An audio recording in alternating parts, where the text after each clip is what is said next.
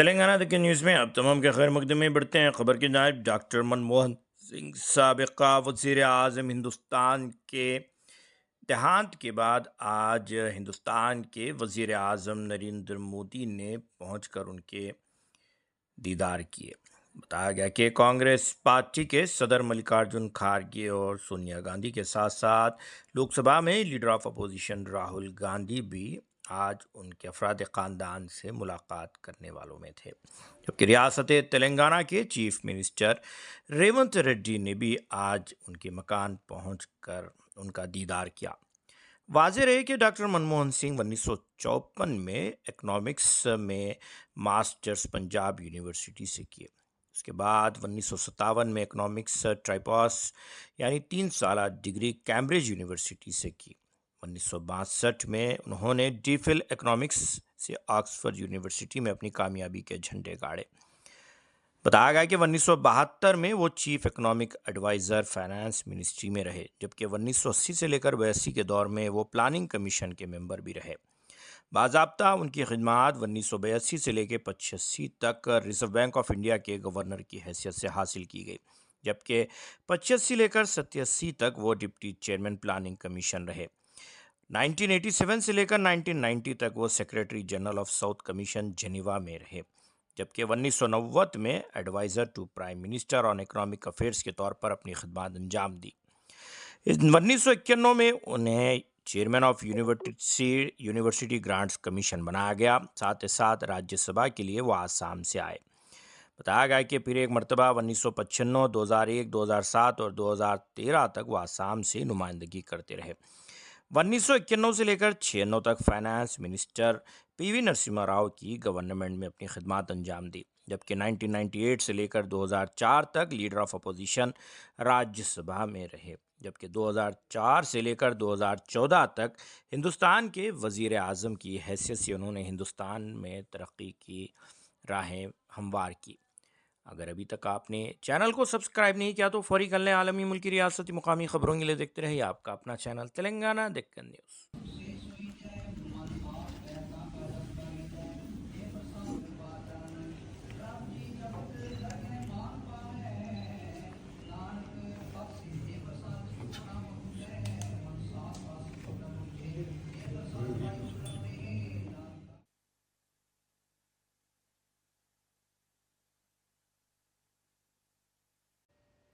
एक राष्ट्र के रूप में भी हमारे लिए बहुत बड़ी क्षति है। विभाजन के उस दौर में बहुत कुछ खोकर भारत आना और यहाँ जीवन के हर क्षेत्र में उपलब्धियां हासिल करना, ये सामान्य बात नहीं है। अभावों और संघर्षों से ऊपर उठकर कैसे ऊंचाइयों को हासिल किया जा सकता है, उनका जीवन ये सीख भावी पीढ़ी को देता रहेगा। एक नेक इंसान के रूप में, एक विद्वान अर्थशास्त्री के रूप में और रिफॉर्म्स के प्रति समर्पित लीडर के रूप में उन्हें हमेशा याद किया जाएगा। एक अर्थशास्त्री के रूप में उन्होंने अलग अलग स्तर पर भारत सरकार में अनेक सेवाएं दी। एक चुनौतीपूर्ण समय में उन्होंने रिजर्व बैंक के गवर्नर की भूमिका निभाई।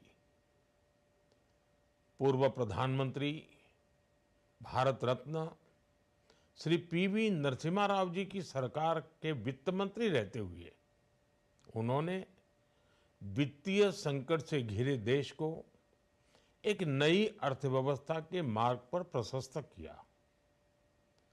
प्रधानमंत्री के रूप में देश के विकास में और प्रगति में उनके योगदान को हमेशा याद किया जाएगा। जनता के प्रति, देश के विकास के प्रति उनका जो कमिटमेंट था, उसे हमेशा बहुत सम्मान से देखा जाएगा। डॉक्टर मनमोहन सिंह जी का जीवन उनकी ईमानदारी और सादगी का प्रतिबिंब था। वो विलक्षण सांसद थे। उनकी विनम्रता, सौम्यता और उनकी बौद्धिकता उनके संसदीय जीवन की पहचान बनी।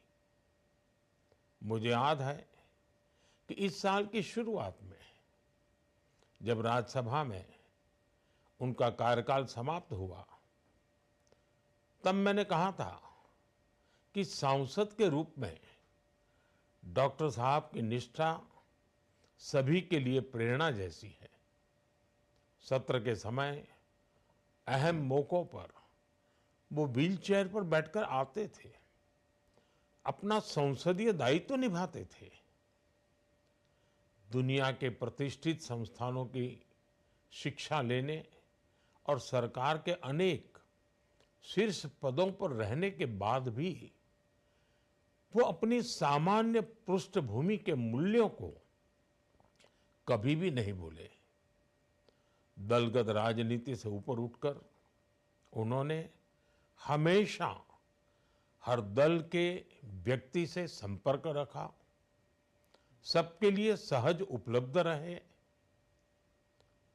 जब मैं मुख्यमंत्री था, तब डॉक्टर मनमोहन सिंह जी के साथ राष्ट्रीय और अंतर्राष्ट्रीय अनेक विषयों पर उनसे खुले मन से चर्चाएं होती थी।